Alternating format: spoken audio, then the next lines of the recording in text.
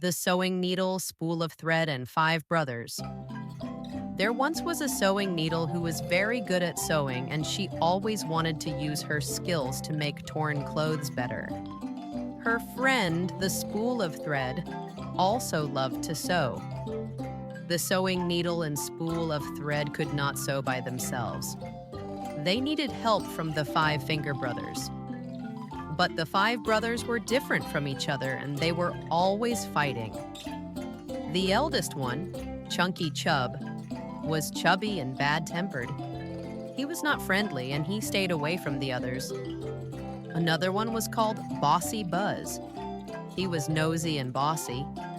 He was always the first to touch sweet, sour, and spicy food. He never wanted to share with the others. The middle one was called Smarty Tall, Mr. Always Right, and he was big-headed because he was the tallest. The fourth one was the richest and shiniest. He always looked down on the others. He was called Golden Glow. The youngest and smallest one was Lazy Lou. He was lazy and proud of doing nothing. These five brothers were always fighting with each other because they thought they were better than the others. The fingers belonged to Uncle Theo. Uncle Theo had only one warm coat, and it was torn. Without the cooperation of the fingers, his coat could not be repaired. The five fingers were eager to help Uncle Theo, but they were not patient and refused to work together. So the sewing needle and spool of thread told them, "You all have your strengths and weaknesses. If you continue to blame each other, nothing will get done.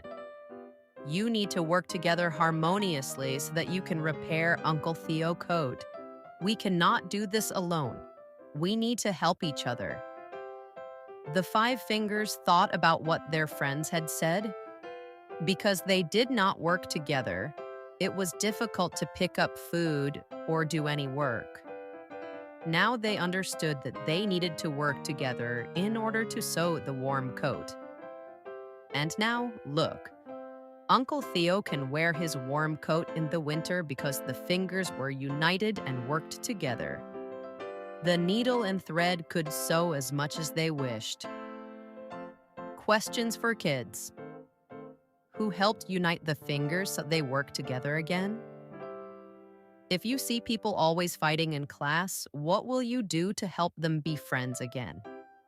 What kind of jobs require all of the fingers to work together? What kind of activities can you and your friends or siblings do together?